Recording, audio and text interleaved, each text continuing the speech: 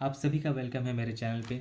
मैं Shubham Mahato, basic BSc nursing 2023 batch का student हूँ। तो मैं बेसिकली आपका क्वेरी जो भी रहेगा, जैसे कि बीएससी नर्सिंग सही है कि नहीं है ना, क्या इसका स्कोप है, क्या बॉयज़ का अवेलेबल है बीएससी नर्सिंग में। मेनली तो बॉयज़ के ऊपर बेस्ड रहेगा मेरे पूरा का पूरा वीडियो, ठीक है। कि हॉस्टल फैसिलिटी कैसा है, इंफ्रास्ट्रक्चर कैसा है, बॉयज़ को कितना फ़ी देना पड़ता है ना, क्या हॉस्टल अवेलेबल है कि नहीं है, जितने भी आपके क्वेरी है, कितना स्कोप है, क्या है ना। जो भी आपके बेसिक क्वेश्चंस है मैं उसका आंसर करने वाला हूँ इस वीडियो में, ठीक है। तो एंड तक पूरा देखना, और ये काफ़ी रॉ वीडियो रहेगा, ठीक है। पॉइंट टू पॉइंट बात रहेगा, और मैं एकदम जो रियलिटी है, जो ग्राउंड रियलिटी है, सब जो भी है मैं सच सच बताऊँगा, ठीक है। जो है सो है, राइट। तो स्टार्ट करते हैं मेरे सारे टॉपिक्स को लेके, ठीक है। और साइड में ट्राई करूँगा कि एक पैड में लिख लिख के आपको समझाते जाऊँ, ठीक है। और एंट्रेंस जितना भी आपका बेसिक क्वेरीज रहेगा, ठीक है, मैं ट्राई करूँगा सब एक ही बार में आपका सॉल्व करने का, ठीक है। फिर भी अगर कोई क्वेरीज अगर आपका रह जाता है, क्वेश्चंस रह जाते हैं, ठीक है, खासकर बॉयज़ को, है ना, तो मेरे को क्वेश्चन भेज सकते हैं, है ना।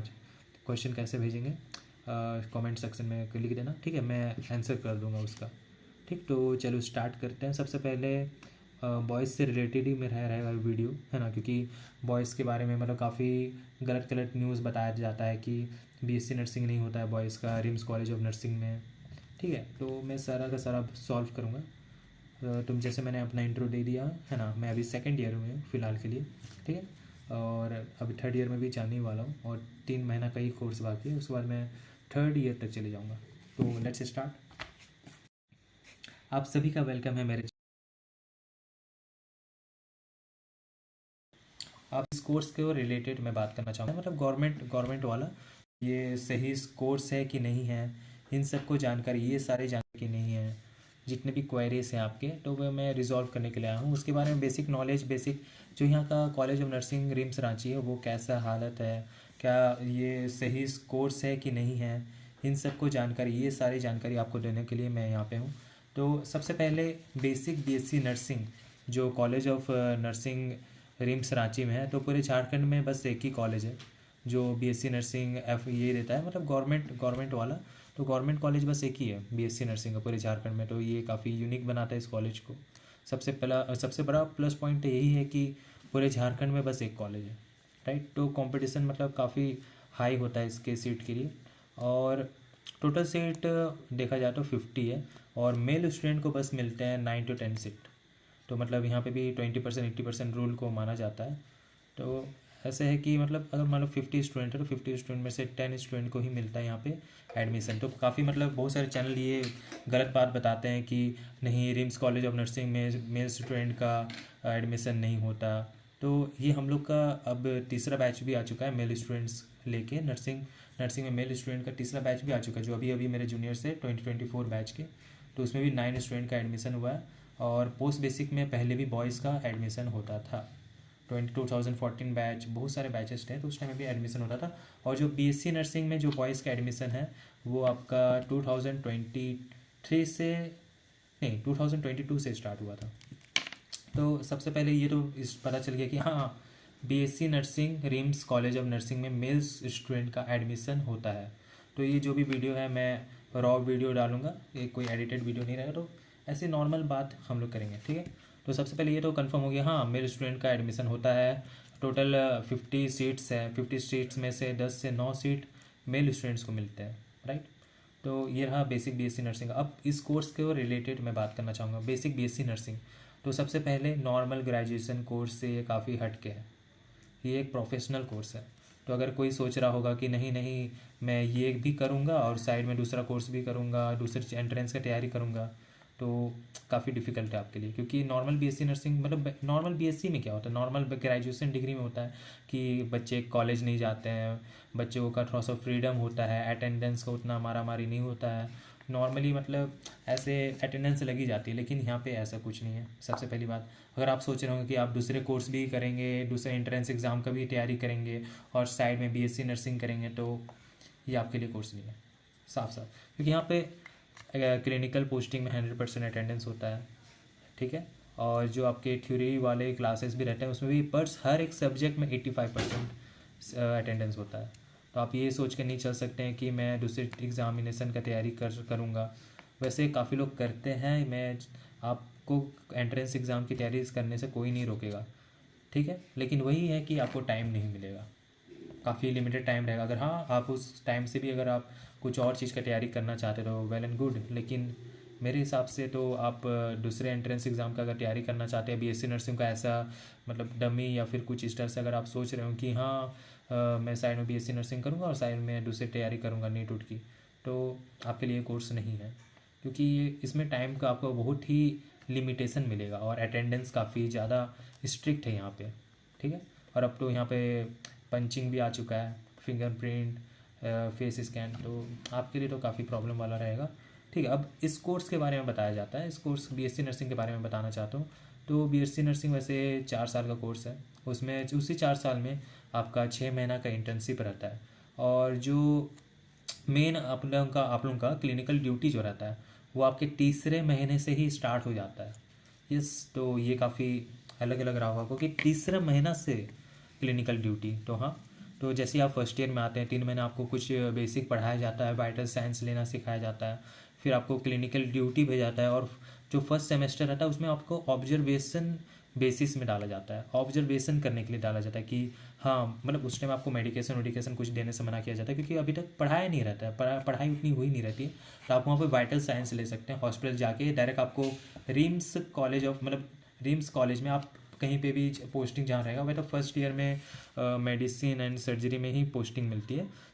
तो वहाँ पे आप वाइटल साइंस ले सकते हैं, जो इतने भी कॉपी की मतलब जो भी रजिस्ट्रेशन और का कुछ भी काम रहता है या रजिस्टर का कुछ भी काम रहता है वो सब काम रहता है।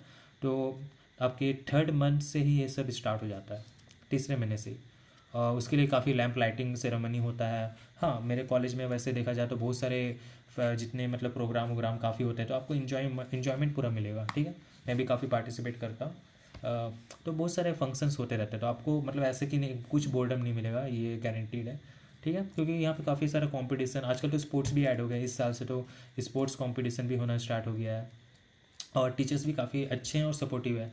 जैसे कि नॉर्मल स्कूल्स में क्या होता है कि टीचर्स को स्टूडेंट्स से मतलब स्टूडेंट टीचर्स इतना अच्छा रिलेशनशिप नहीं रहता है, लेकिन इस कॉलेज में मतलब हर एक आपका कोऑर्डिनेटर रहता है, हर एक क्लास मतलब आप फर्स्ट ईयर में 2-2 कोऑर्डिनेटर रहेंगे और मतलब काफ़ी अच्छा यहाँ का फैमिली जैसा मैम मतलब माहौल है, ठीक है। लेकिन हाँ अटेंडेंस काफ़ी स्ट्रिक्ट है, ठीक है। अब हाँ इस कोर्स के बारे में जैसे मैं बता रहा था कि 4 साल का कोर्स है, 6 महीना का इंटर्नशिप है, आपका फर्स्ट ईयर में 3rd मंथ से ही आपका लग जाता है क्लिनिकल ड्यूटीज़, ठीक। और इसी तरह फिर सेकेंड या थर्ड ईयर मतलब आपका क्लिनिकल ड्यूटीज़ ऑन गोइंग चलते रहेगा, ठीक है। फर्स्ट ईयर में कम रहते हैं क्लिनिकल ड्यूटीज़, लेकिन सेकेंड ईयर जाते जाते आपका क्लिनिकल ड्यूटीज़ बहुत ज़्यादा आवर्स के हो जाएंगे।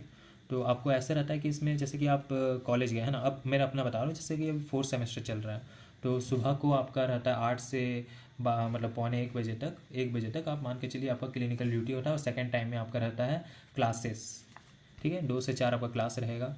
और ऐसे भी होता है जो एक्सटर्नल क्लासेस भी, रिम्स बहुत अच्छा कॉलेज है नर्सिंग के मामले में, क्योंकि यहाँ जो एक्सटर्नल क्लासेस होते हैं आपको डायरेक्ट डॉक्टर्स पढ़ाते हैं। एक्सटर्नल क्लासेस की बात कर रहा हूँ, जैसे एनाटॉमी फिजियोलॉजी बायोकेमिस्ट्री, जितने भी आपके एक्सटर्नल क्लासेस, जैसे अभी मैं सेकेंड ईयर में हूँ तो मेरा एक्सटर्नल क्लास है फार्माकोलॉजी एंड पैथोलॉजी, ठीक है। तो ये एक्सटर्नल क्लासेस होता है, जेनेटिक भी होता है सेकेंड ईयर में।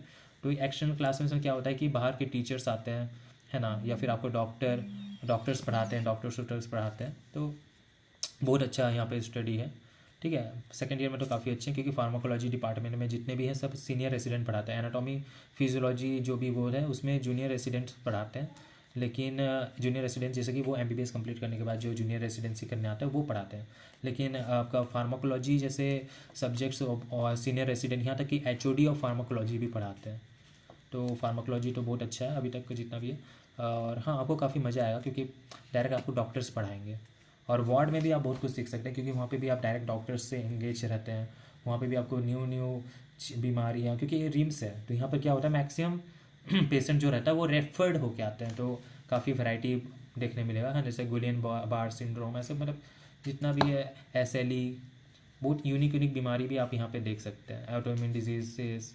तो यहाँ पर एक्सपोजर काफ़ी है, मतलब पूरे झारखंड में जो बीमारी सबसे ज़्यादा एक्सटेंसिव, मतलब बहुत ज़्यादा क्रिटिकल बीमारियाँ जितना भी है डिजीज़ कंडीशन सब यहाँ पे आते हैं, तो आप इजीली आप वो सब देखने को भी मिलता है और एक्सपीरियंस आपको बहुत मिलता है यहाँ पे। सबसे ज़्यादा बड़ा फ़ायदा तो यही हो गया।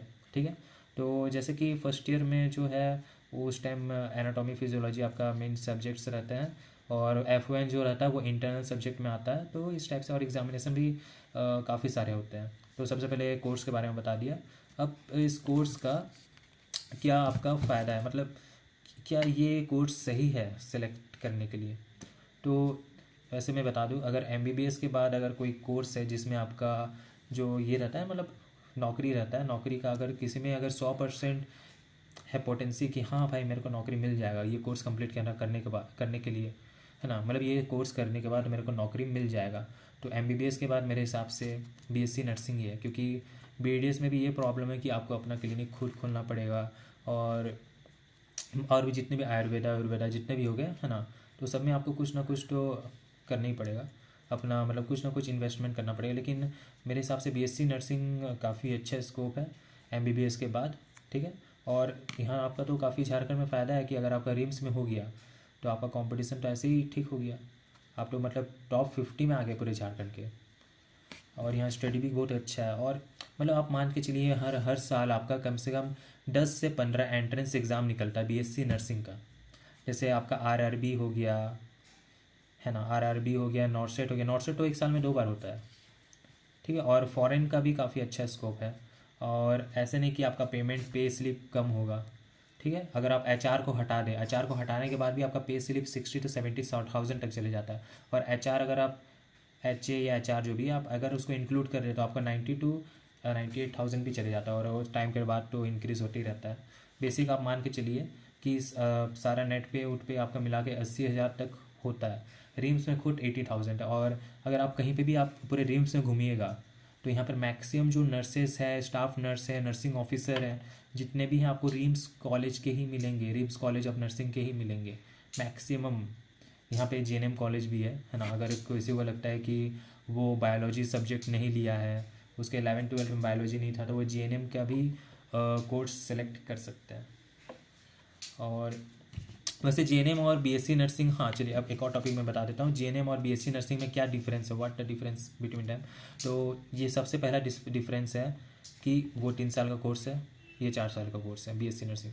ठीक है, JNM आपका डिप्लोमा कोर्स है, एक ग्रेजुएशन कोर्स है। ठीक है, और JNM के लिए आपको मैथ भी रहेगा तब भी आप कर सकते हैं। हाँ, मैथ्स भी रहेगा तब भी आप कर सकते हैं, क्योंकि जब पोस्ट बेसिक की अभी हम लोग के यहाँ पे कोर्स चलता है, तो पोस्ट बेसिक में है कि आप लोगों को वहाँ पे अलग से एक और सब्जेक्ट पढ़ाया जाता है, वो है बायोफिज़िक्स। आई थिंक बायोफिज़िक्स बोलते हैं, तो वो आपका पोस्ट बेसिक में वो फिर कंप्लीट करा दिया जाता है। तो फिर पोस्ट बेसिक भी आपको, हाँ JNM में एक और है कि आपको पोस्ट बेसिक भी करना पड़ेगा फ्यूचर में। टोटल वो आप सब मिला दें तो 5 साल का कोर्स हो जाता है, और BSc नर्सिंग 4 साल का कोर्स हो जाएगा ओवरऑल। वैसे सिर्फ JNM ही अगर आप इंक्लूड करते हो तो आपका 3 मंथ का कोर्स, 3 ईयर का कोर्स हो गया, इधर आपका 4 ईयर का कोर्स हो गया। ठीक, तो ये बेसिक डिफरेंस तो आपको पता चल गया JNM और BSc का। तो JNM का फिर से मैं समराइज़ करता हूँ, ये 3 साल का कोर्स है, ये 4 साल का कोर्स है। ठीक, फिर आपका क्या बोलते हैं वो डिप्लोमा है और एक ग्रेजुएशन है, और इसमें आपको पोस्ट बेसिक करना पड़ता है ताकि आप नॉर्सेट में आपको BSc अनिवार्य है, ऐसा नहीं कि आप JNM करके ही उसमें जा सकते हैं। ठीक है, आपको BSc को ही अलाउ किया जाता है नॉर्सेट में, और अगर कुछ एक्सपीरियंस है तो उसमें भी JNM के साथ आपको कुछ ना कुछ एक्सपीरियंस चाहिए होता है, तब जाके आप आई थिंक नॉर्सेट, मेरे हिसाब से नहीं कि नॉर्सेट में शायद आई थिंक JNM का नहीं है। तो सबसे पहले तो स्कोप तो काफ़ी है, क्योंकि 10 से 15 एग्ज़ाम्स हो रहे हैं पर ईयर आपका वो सब क्या है गवर्नमेंटल। ठीक है, प्राइवेट में तो आप ऐसे ही चले जाइए, अगर आप बोल लीजिए कि हाँ मैं रिम्स का स्टूडेंट हूँ, तो आपको कम से कम 20 से 15,000 के अंदर तो रख ही लिया जाएगा। प्राइवेट में मैं तो कभी प्राइवेट के लिए नहीं बोलूँगा, ठीक है, क्योंकि गवर्नमेंट एग्जामिनेशन इतने काफ़ी अच्छे होते हैं, और यहाँ के जो भी स्टूडेंट्स रहते हैं वो कुछ ना अच्छे लेवल के ही रहते हैं, तब ना इधर एडमिशन हुए रहता है, तो क्रैक तो कर लेते हैं। ठीक है, तो सबसे पहले तो ये हो गया कि जॉब सिक्योरिटी है। ठीक है, वो भी आपको 70,000 से 60-70,000 से आपका स्टार्ट हो जाता है, होम अलाउंस को हटा के। होम अलाउंस मैं इंक्लूड नहीं कर रहा हूँ, ठीक है, होम अलाउंस ऐड करके तो आप मतलब सिटी वाइज वो चेंज हो जाता है। ठीक है, तो सबसे पहले बीएससी नर्सिंग के बारे में बता दिया, कॉलेज के बारे में बता दिया कि बॉयज़ का एडमिशन होता है। हाँ, एक और चीज़ कि हॉस्टल फैसिलिटी, क्या हॉस्टल फैसिलिटी अवेलेबल है इस कॉलेज में बॉयज़ के लिए? तो गर्ल्स के लिए तो अवेलेबल है, but there is no hostel for boys. मेरे बैच ने और मेरे सीनियर बैच ने काफ़ी बार ये चीज़ उठाया है कि हमें भी कॉलेज मतलब हॉस्टल चाहिए। तो हमने स्टूडेंट वेलफेयर से भी बात किया, हर जन से बात किया। तो हॉस्टल का टेंडर निकलने वाला है, मतलब कि टेंडर निकलेगा, मतलब हॉस्टल अभी है नहीं, हॉस्टल बनेगा। तो फिर पहले टेंडर निकलेगा, फिर हॉस्टल बनेगा, फिर हॉस्टल आपका सीट्स मतलब जो भी रहता है रूम्स मिलेंगे। तो अभी उसके लिए काफ़ी टाइम है, तो हॉस्टल अवेलेबल नहीं है मेल स्टूडेंट के लिए। There is no hostel in college of nursing.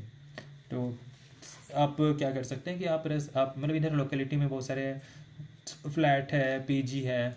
आप इजीली अपने ग्रुप में बना के, छोटा सा ग्रुप बना के आप रूम ले सकते हैं। जैसे कि मेरे मतलब मैं जो उस फ्लैट में रहता हूँ, तो मेरे फ्लैट में 4 स्टूडेंट्स हैं टोटल।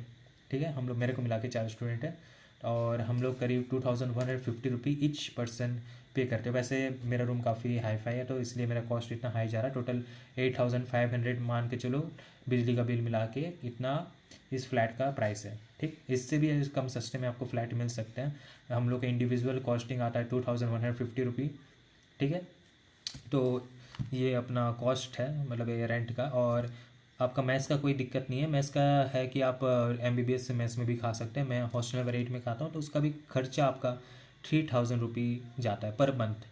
ठीक है, इतना अच्छा खाना देता है, तो इतना मतलब आप खुश रहेंगे उस खाने से। ठीक है, 3000 रुपये आपको कहीं और कैसे कभी मन नहीं करे कि नहीं नहीं आज इस यहाँ पे खाना नहीं खाया जा सकता, मैं बाहर से खाऊंगा, आज टेस्टी नहीं बनाइए। तो इस टाइप का झमेला नहीं है यहाँ पे। तो आप मान लीजिए कि आप अगर आप बॉय स्टूडेंट हो, लड़के हो, ठीक है, तो आपका ये मंथली आपका मतलब ये खाना पीना मिला के, अपना खर्चा मिला के 6 से 7 हज़ार जाएगा, और सिर्फ मेस और आपका रूम का मिला के 5 हज़ार पार हो जाएगा। ठीक है, अगर मान आपको ये 1500 रुपी में भी रूम मिल जाएगा अगर, लेकिन आपको उसके लिए ग्रुप में रहना पड़ेगा। ठीक है, तो सबसे पहले ये तो हो गया कि हॉस्टल फैसिलिटी नहीं है, there is no hostel facility in this area. तो रिम्स में तो नहीं है भाई। ठीक है, और JNM एन यहाँ पे पैरामेडिक किसी का नहीं है। ठीक है, जो अभी हॉस्टल बनने भी वाला है, ठीक है, वो JNM का, BSc का और पैरामेडिक्स का मिला के बनेगा। ठीक है, जो फ्यूचर में भी बनेगा उसमें आपके JNM, BSc नर्सिंग और पैरामेडिक्स मिल के रहेंगे। तो ये टेंडर पास होने वाला है जस्ट, मतलब जल्दी से जल्दी वो पास हो जाए। लेकिन वो हमारे लिए नहीं है, क्योंकि कम से कम आप जब जानते हैं गवर्नमेंट जो भी काम रहता है वो एटलीस्ट 5 साल 4 साल तो लग जाएगा उसमें होने में। ठीक है, तो सबसे पहले अब आपको ये बता दिए लड़का का एडमिशन होता है, लड़के के लिए हॉस्टल नहीं है, और क्या BSc नर्सिंग सही है कि नहीं है। ठीक है, ये सारे बता दिए, और ये BSc नर्सिंग के बारे में बता दिया। ठीक है, अब हाँ, अब नेक्स्ट टॉपिक में और क्या बताऊँ। हाँ, अगर आपका कोई भी ऐसे क्वेरी है कि हाँ कुछ क्वेश्चंस है, तो आप कमेंट सेक्शन में लिख सकते हैं। ठीक है, और हाँ एकेडमिक स्टडी। ठीक है, हाँ एक और चीज़ मैं बताना भूल गया था, इंफ्रास्ट्रक्चर ऑफ कॉलेज। तो मैं तो झूठ नहीं बोलूँगा, जो सच है सच है। कॉलेज का इंफ्रास्ट्रक्चर काफ़ी ख़राब है। ठीक है, लेकिन आपके एक्सटर्नल क्लासेस काफ़ी अच्छे हैं। एक्सटर्नल क्लासेस कैसे अच्छे हैं। ठीक है, सबसे पहले अपना कॉलेज के बारे में बता दो, रिम्स कॉलेज ऑफ नर्सिंग। ये 1988 बहुत पहले, 1988 क्या 1976 आई थिंक, ऐसे कुछ टाइम में बना था। 1988 में शायद स्टार्ट हुआ था। मैं इसमें रॉन्ग हो सकता हूँ क्योंकि ये न्यूमेरिकल वैल्यूज़ है। तो हाँ, ऐसे कुछ अराउंड 1988 1986 टाइम में खुला हुआ था। तो फिर ये बीच में बंद भी हो गया था। ठीक है, तो फिर बंद हुआ था, फिर जो सीनियर फैकल्टीज़ हैं फिर ये मिल के फिर आपके 2008 में फिर ये रीओपन हुआ। ठीक है, तो आप सोचिए काफ़ी टाइम पहले ये बना था, और उसके बाद से इसमें ना ही कुछ एडिशन हुआ ना ही कुछ सुधार हुआ। ये पहले स्टार्टिंग में पोस्ट बेसिक के लिए बना था, पोस्ट बेसिक्स के लिए ही बना था। ठीक है, 30 बैच के पोस्ट बेसिक के 2 बैच चलते थे पहले, उसी से ये फिर BSc नर्सिंग का 2008 के बाद से स्टार्ट हुआ है। ठीक है, तो इंफ्रास्ट्रक्चर काफ़ी ख़राब है आपका, लेकिन वेल इनफ है कि स्टडी होता है यहाँ पे। ठीक है, और काफ़ी अच्छा स्टडी होता है। और हाँ, एक्सटर्नल क्लासेस जैसे कि आप समझ लो इस यहाँ पे आपको इंफ्रास्ट्रक्चर पसंद नहीं आ रहा हो, लेकिन एक्सटर्नल क्लासेस में हम हॉस्पिटल में जाते हैं। हॉस्पिटल में अलग अलग डिपार्टमेंट्स हैं, अलग अलग डिपार्टमेंट में 3 से 4 रूम अलग अलग से आपका लेक्चर थिएटर है ना। तो लेक्चर थिएटर्स काफ़ी अच्छे हैं, लेक्चर थिएटर वेल इनफ है, वेल AC है। वैसे कोई भी AC काम नहीं करता है, बट देयर इज़ हाँ, कोई भी AC काम नहीं करता, लेकिन काफ़ी अच्छे हैं लेक्चर थिएटर्स। तो आपके हर एक, जैसे कि एनाटॉमी, एनाटॉमी आपका ग्राउंड फ्लोर है, ग्राउंड फ्लोर में उसका अलग से लेक्चर थिएटर है। फिर सेकंड में फिजियोलॉजी है, सेकंड फ्लोर है ना, तो हॉस्पिटल में ही है सारे के सारे सेकंड फ्लोर में, एकेडमिक ब्लॉक के जस्ट अपोजिट। तो सेकंड फ्लोर में भी आपका फिजियोलॉजी क्लासेस होता है, थर्ड फ्लोर में आपका पैथोलॉजी क्लासेस होता है, फोर्थ फ्लोर में आपका फार्माकोलॉजी क्लासेस होता है। तो मतलब एक्सटर्नल स्टडीज़ जहाँ पे भी होते हैं तो वहाँ पे काफ़ी अच्छा फैसिलिटी है पढ़ाई लिखाई के लिए। तो ऐसे आपको वहाँ के इंफ्रास्ट्रक्चर ख़राब लगेगा अपने कॉलेज का, लेकिन आप मैक्सिमम टाइम आप हॉस्पिटल में रहते हो और एक्सटर्नल क्लासेस भी करते हो, तो एक्सटर्नल क्लासेस में माहौल काफ़ी अच्छा है, तो वहाँ पे आप इंफ्रास्ट्रक्चर वेल एनफ है। लेकिन हाँ, कॉलेज का थोड़ा सा ख़राब है क्योंकि सीपेज होती है, पानी टपकता है और थोड़ा सा, और हाँ छत भी कहीं कहीं कहीं जैसे टूट रहा है। तो आप इंफ्रास्ट्रक्चर देख के आना चाहते हो तो थोड़ा सा दिक्कत है। सच सच सच है भाई, ठीक है। हाँ वैसे बाकी स्टडीज़ में आपको कोई कमी नहीं है यहाँ पे, है ना, क्योंकि यहाँ काफ़ी सारे एचओडीज़ हैं, हर एक सब्जेक्ट के अलग अलग एचओडी हैं और प्रिंसिपल मैम भी काफ़ी अच्छी है, ठीक है। हाँ तो फिर अब नेक्स्ट टॉपिक और मैं क्या बता सकता हूँ।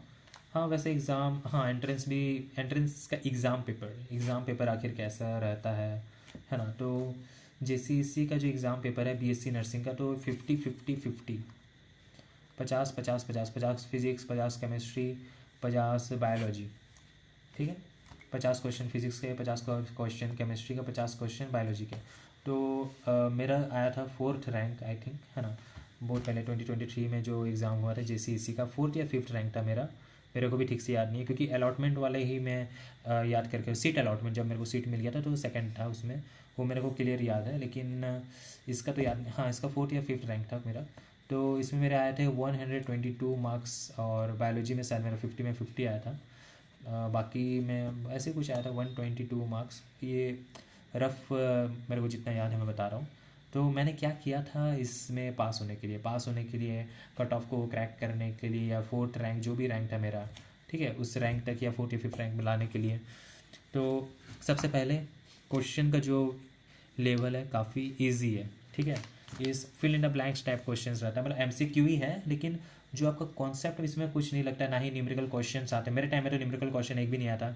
ऐसे आपका मतलब थ्योरी बेस्ड क्वेश्चंस आते हैं, जैसे मैक्स टू मैक्स ना, ठीक है। जो एमसीक्यू आपके जो भी एमसीक्यू क्वेश्चंस हैं, आपको ऐसे लगेगा कि ये तो fill in the blanks type question लगेगा।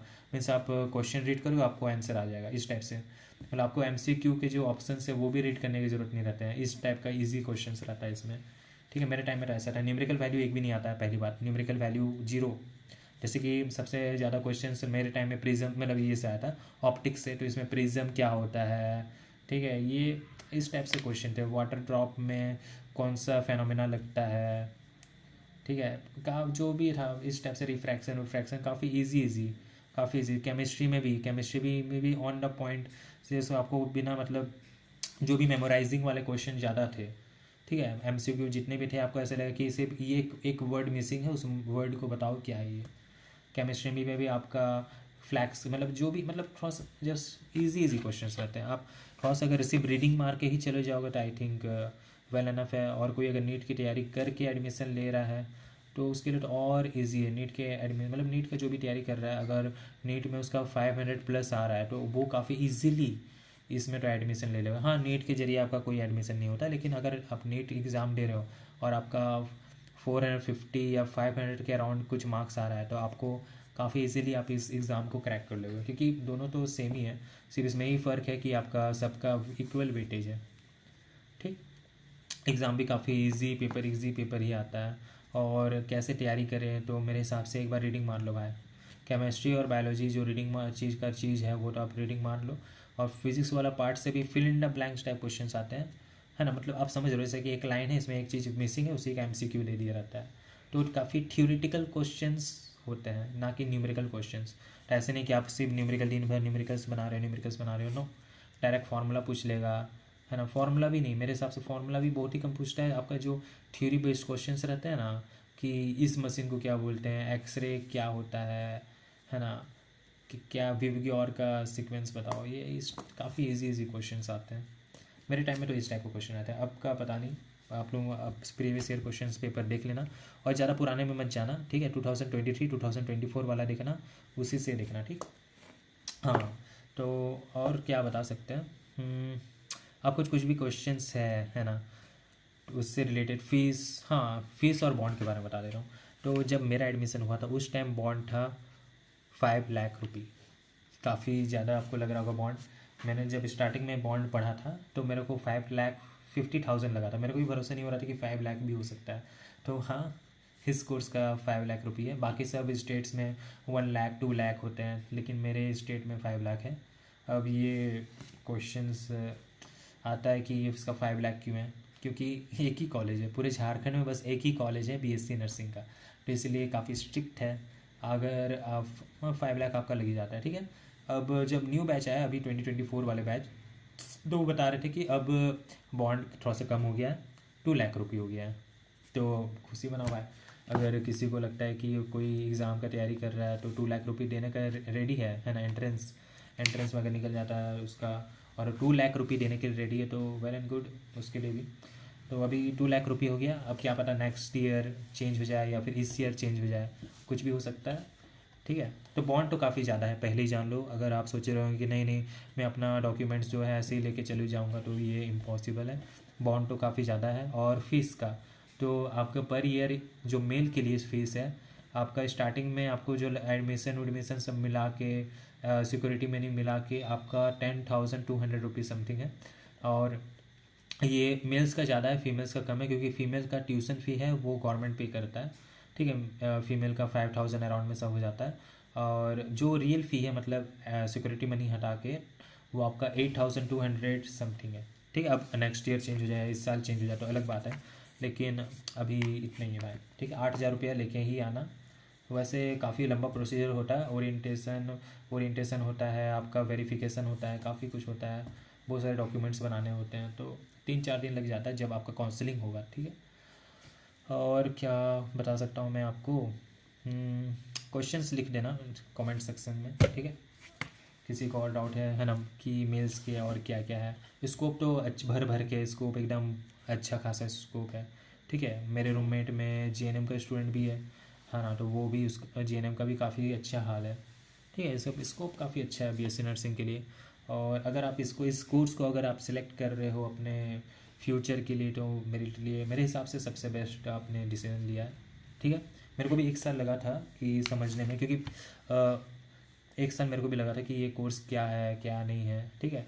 जब एडमिशन लिया 1 साल मैंने ये कोर्स को कंप्लीट किया, ठीक है। 1 साल होने के बाद ही मेरे को भी पता चला कि हाँ भाई स्कोप तो है इस कोर्स में, ठीक है। इसका वैल्यू भी काफ़ी है आपको। अगर आप कहीं बात भी करते हैं, अभी काफ़ी लोगों को पता नहीं है कि बीएससी नर्सिंग क्या होता है, ठीक है। बहुत जन सोचते हैं शायद कंपाउंडर इस टाइप से टैग देते हैं कि जो जिनको कोई नॉलेज नहीं होता है, ठीक है। कंपाउंडर वाला कोई ये है, फार्मेसी कोई कोई सोचता है कि शायद फार्मेसी वाला है ना। और इस बहुत जन को पता नहीं रहता है कि इसका कितना स्कोप है, ठीक है। अगर आप भी शायद अपने फैमिली में ये चीज़ डिस्कस कर रहे होंगे तो शायद उनको भी पता नहीं होगा, लेकिन इसमें काफ़ी अच्छा स्कोप है। फ़ॉरेन में तो बहुत ही ज़्यादा स्कोप है। फ़ॉरेन में अगर आप कंपटीशन, जो जितने भी कंपटीशन, जो 12 कंपटीशन 15 कंपटीशन पर ईयर होते हैं, उससे भी ज़्यादा इजीली आप जा सकते हैं फ़ॉरेन में। हाँ, सिर्फ उसके लिए आपको मतलब एक एग्ज़ाम देना पड़ता है, इंग्लिश का एग्ज़ाम देना पड़ता है, ठीक है। उस एग्ज़ाम में अगर आपका सीजीपीए रहता है कुछ इस टाइम से, और सीजीपीए भी बहुत कम रहता है, 6.5 7 सीजीपीए 10/10 है ना। तो वो आप अगर ये पास कर जाते हो तो आप इजीली आप जा सकते हो, ठीक है। कोई नॉर्मल बच्चा भी फ़ॉरेन जा सकता है। और एंट्रेंस तो काफ़ी सारे होते रहते हैं, है ना। और अभी तो 80% 20% रूल भी हटने वाला है। अभी काफ़ी जगह ये बात चल रहा है कि 80% 20% रूल हट सकता है। वैसे वो फ्यूचर की बात है, वो अभी प्रेजेंट में बात करते हैं। तो हाँ, स्कोप है, काफ़ी अच्छा कोर्स है। और अगर आपका गवर्नमेंट में हो जाता तो काफ़ी अच्छा पे है। अगर आप ऐसे फैमिली से बिलोंग करते हो जहाँ पे मतलब थोड़ा सा पैसे की तंगी है, आपका कोई अच्छा बैकग्राउंड नहीं है, तो ये कोर्स तो आपके लिए काफ़ी अच्छा है ना। आप कितने कम पैसे में, आप सोचिए पर ईयर आपसे लिया जा रहा है 8,200 रुपये, ठीक है। 2,000 रुपये स्टार्टिंग में सिक्योरिटी मनी ले जाता है, 10,000 हो जाता है। और फीमेल के लिए तो और भी कम है, 5,500 समथिंग है, ठीक। तो काफ़ी ईजी है ये कोर्स भी, ठीक है। और हाँ, आप यहाँ पे जितना एमबीबीएस के जितना भी सब्जेक्ट्स होते हैं, मैक्स टू मैक्स 80% सब्जेक्ट हम भी फॉलो करते हैं। उनको भी सेम टीचर पढ़ाता है, हमें भी सेम टीचर पढ़ाता है, ठीक है। तो यहाँ पे कोई भी ऐसा दिक्कत नहीं हुआ आपको स्टडी रिलेटेड। हाँ, थोड़ा सा होता है कि हायरार्की वाला, कि जैसे जूनियर रेसिडेंट्स हमें पढ़ाते हैं max to max anatomy physiology में, लेकिन आप जैसे जैसे आप सेकेंड ईयर में आओगे तो सेकेंड ईयर में फार्माकोलॉजी में आपको जो टीचर उनको पढ़ाते हैं सेम टीचर हमें भी पढ़ाएंगे, क्योंकि सीनियर रेसिडेंट एचओडी है ना, वहाँ पे जूनियर जेआर तो कभी नहीं पढ़ाएगा फार्मा में। और सबसे मेन तो फार्मा ही है, आपको सारे दवाई वाई जितना भी है, जितना भी एमबीबीएस का नॉलेज रहेगा फार्मा में, सेम सेम आपको भी पढ़ाया जाता है। ठीक है, तो ऐसा कोई दिक्कत नहीं होना चाहिए। और आपका जो भी क्वेरी है, जो भी है, आप मेरे से डायरेक्ट पूछ सकते हैं, कमेंट सेक्शन में आप दे सकते हैं। जितने भी आपके क्वेश्चंस हैं, मैं सारे क्वेश्चन का आंसर करना इस मतलब जितने भी आप क्वेश्चन पूछे हैं सबके आंसर मैं करूँगा। ठीक है, और एग्ज़ाम के लिए अब मेरे हिसाब से डेट आ चुका होगा, और आज 10 तारीख हो रहा है, 10/7। ठीक है, तो कल शायद लास्ट डेट है फॉर्म भरने का। फॉर्म भर लो यार, है ना, इजीली आप पास कर जाओगे, है ना। और अगर आप सबको वेलकम है, ठीक है, रिम्स कॉलेज ऑफ नर्सिंग में, और काफ़ी अच्छा कोर्स है। ठीक है, जितना भी क्वेश्चन है आप मेरे से पूछ सकते हो, और मैं वेट करूँगा। ठीक है, और सबके लिए सबको बेस्ट ऑफ लक। इजी होता है यार जेसीईसी का भी जितना भी क्वेश्चंस है, अगर आप थोड़ा सा भी रीडिंग करके भी चले जाओगे ना, आप इजीली पास कर जाओगे। ठीक है, हाँ, अ,